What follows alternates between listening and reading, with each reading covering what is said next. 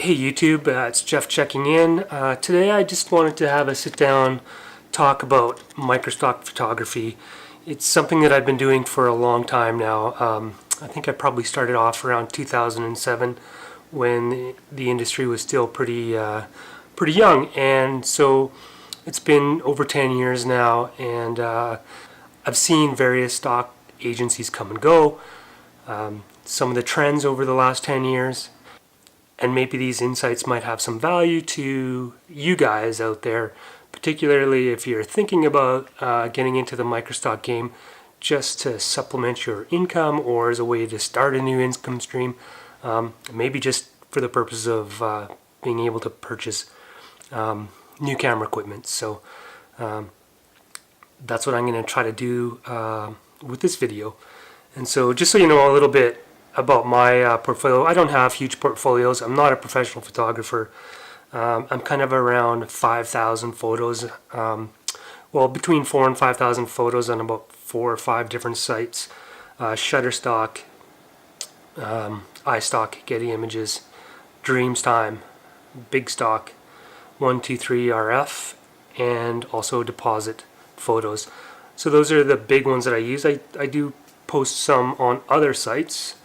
That I don't post to so much anymore, like CanStock, and so that's kind of where I sit, around 4,000 to 5,000 images on each of those sites, and primarily the images that I post are royalty-free and editorial, that are travel related or cityscape or landscape, not much in the way of people or models or product photography, and I don't do images like logos and all that kind of thing, buttons, GIFs, all that kind of stuff. So that's really what my core interest is, and that's what I photograph. And in part because it's easier, I don't want to have models or having to pay anyone, because this is just a small income stream for me that was originally intended just to be able to supplement my camera gear budget. So that's what I'm at, and that's a quick overview of the microstock situation that I'm in. And I'll put a link to my portfolio at a couple of websites down below, so that you can click on that and just have a look at, see what I've got out there, and what's generated me some money over time. Okay, so let's get into the sort of 5 things that I wanted to discuss with you on Microstock. Okay, the first thing that I want to discuss, this is an obvious one, but it has pretty big implications if you're signing up or if you're getting into it and you've got a few images up. And one of them is the numbers. I think it's just the Microstock sites have just exploded exponentially. And when I started back in 2007, there weren't a lot of images online. You could do a keyword search for a place or a thing, and you wouldn't have thousands and thousands of pages of results with potentially hundreds of thousands of actual images. And you can look on the big stock sites like Shutterstock and Getty, and you'll see that their overall collections are in the tens of millions. And so I expect that trend is going to increase, and the numbers are going to be even harder to deal with for a new stock photographer coming into the game. And yeah, it makes you have to really sit back and question whether it's worth jumping in at this point. There's always algorithms on these sites that help new images get sort of some traction up front and allow these newer images to have a chance to survive. But at the end of the day, it's a numbers game, and no matter how good you are, if you're a brilliant photographer, I mean, that's great, but if you're faced with 3 million results or 10 million results for a particular subject or area, then it can be just almost impossible to even get noticed. And so I think the result of that is there could be changes to how these websites work, whether they start offloading images that are not performing or have not sold over a certain period of time, to trim the back end of the database, because there are a ton of results. 80% of that might even be garbage, and 20% might be really good, but you just don't get any traction, and so it's a bit of an issue, and it's a lot harder to generate income off images when there's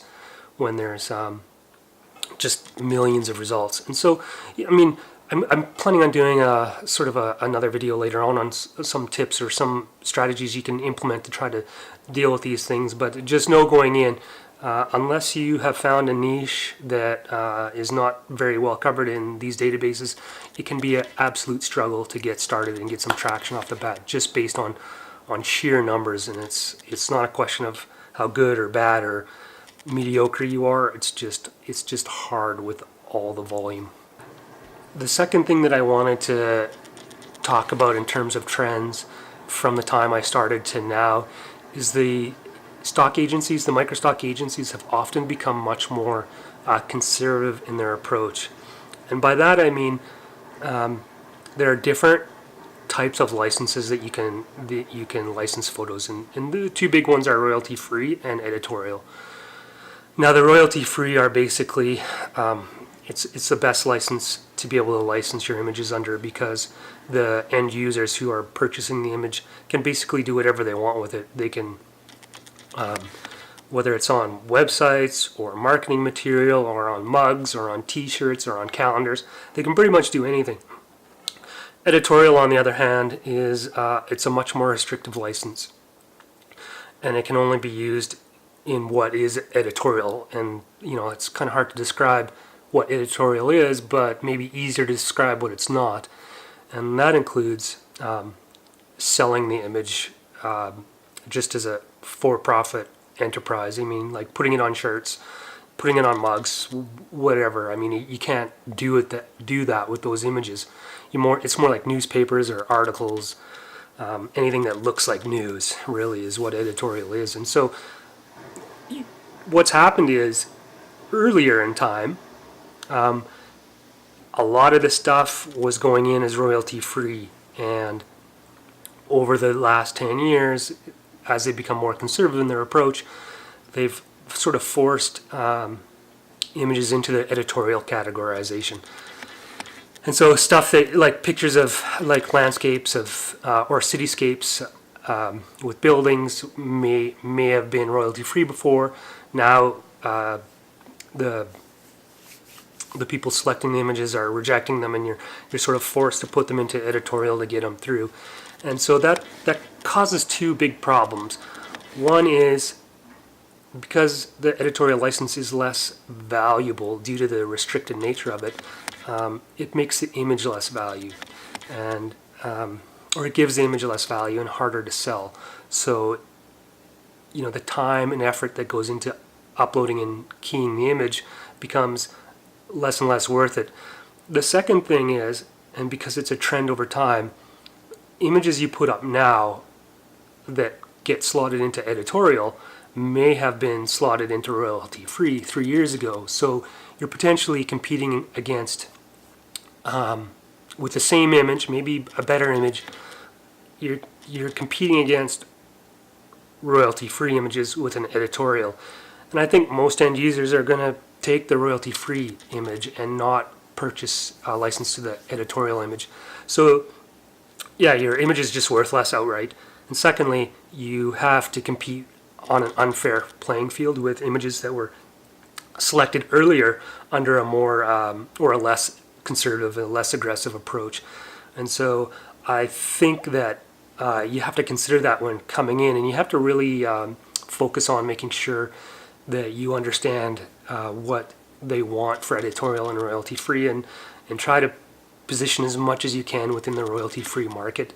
But you have to know that in some cases it's just not fair that you have to license under editorial when there's the exact same image is done under royalty free, and that's just the way it is, and it's too bad.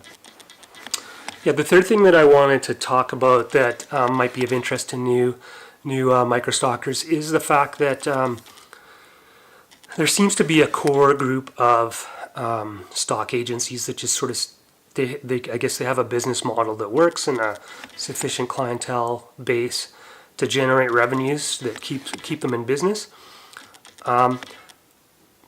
And those are the ones that I mentioned earlier that I generally work with, like Shutterstock and iStock, Getty, 123RF, Big Stock, Fotolia, Adobe Fotolia now.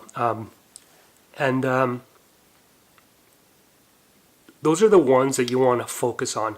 There's always, or there has been, a large number of smaller entries into the game.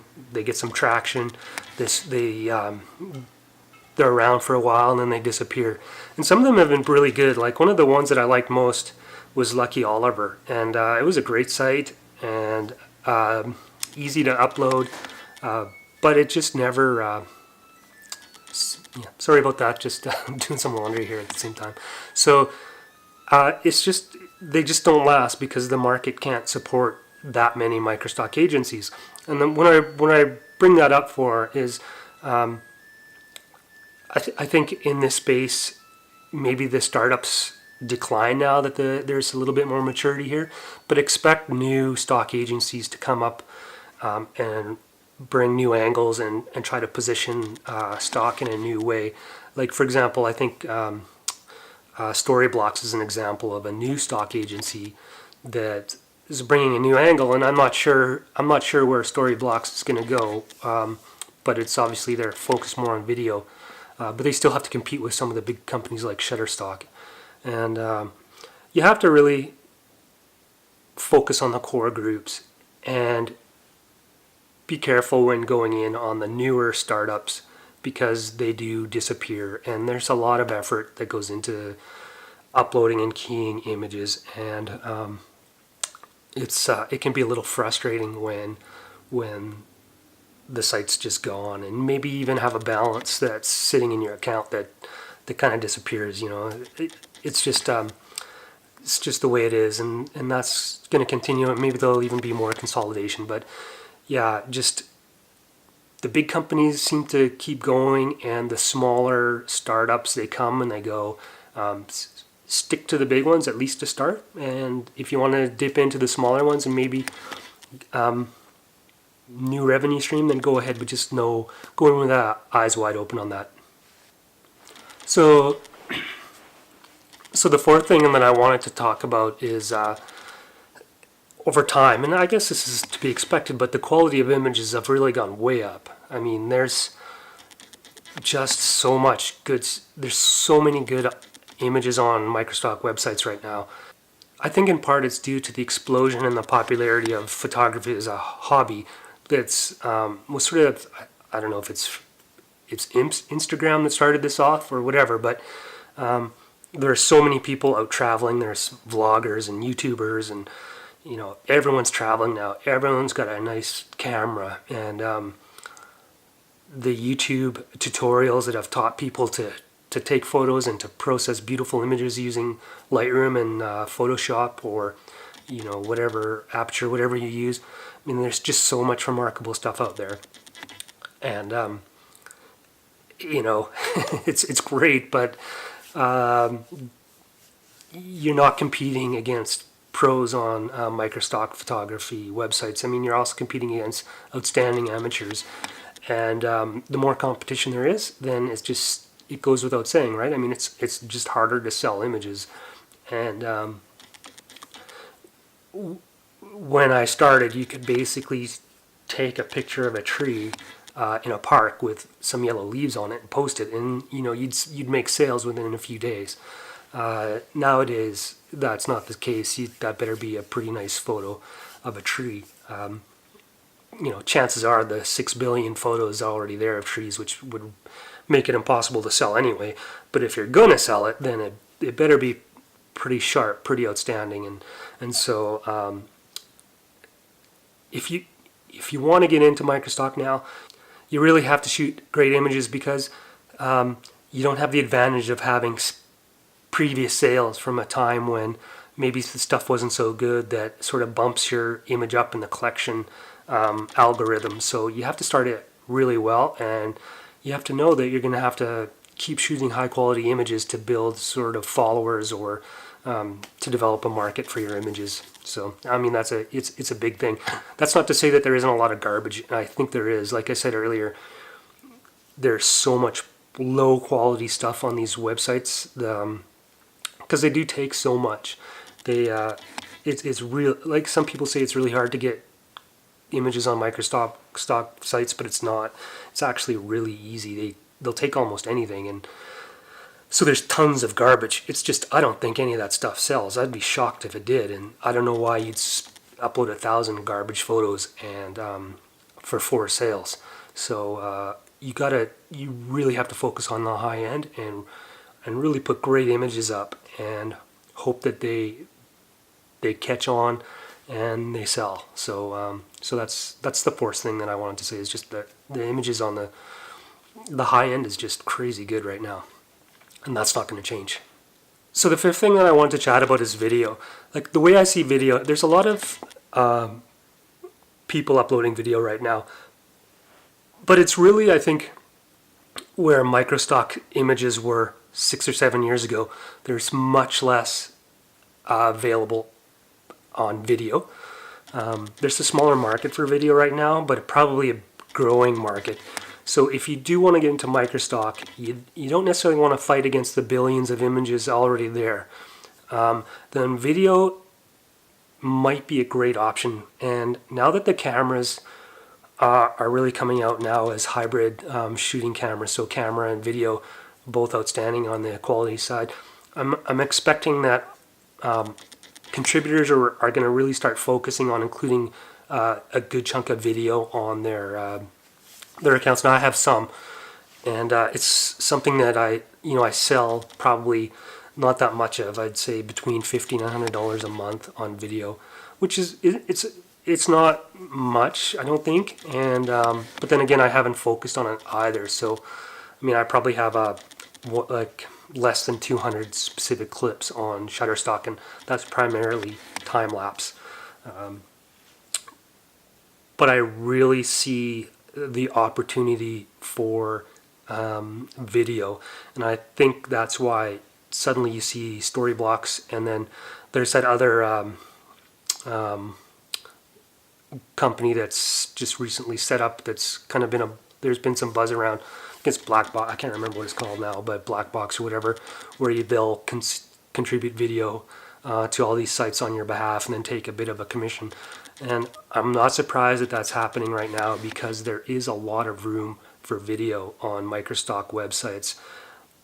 Both in terms of the volumes are lower, so you'll have a better chance to make sales purely on the numbers game.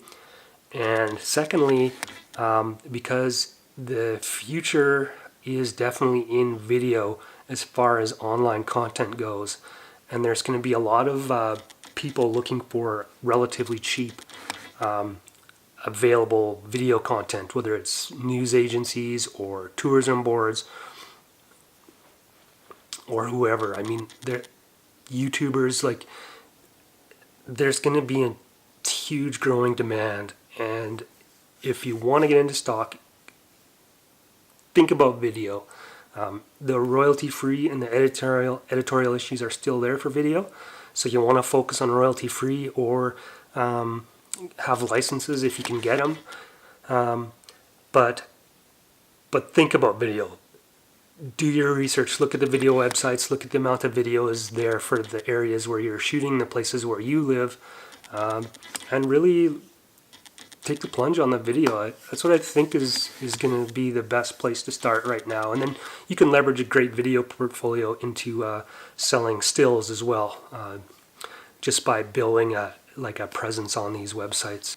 So those are the 5 things that I sort of wanted to talk about on Microstock photography, the trends over time, and where I see sort of something's headed. So hopefully this is something that's of interest to you. I know I plan on doing a few more videos on Microstock in the future here, just to give you some tips on maybe finding a way to sell images in the crowded marketplace that Microstock's become, because that's something that I've been thinking about a lot lately, and sort of relooking at the way I've done things in the past. And so I'm going to hopefully share some of those insights with you here in the future. I'll put a link to my portfolio below. Just a couple of the sites, probably Shutterstock and Dreamstime, I think will give you a little bit of a look at what I do, and you can check those out. And yeah, if you like this video or you want to hear more on Microstock, then just let me know. Ask me some questions. There's probably a lot of things that I haven't thought of that I probably would have some insights to, given that I've been doing this for a decade, I guess now. So anyway, thanks for watching. Hope you enjoyed this, and we'll see you on the next one.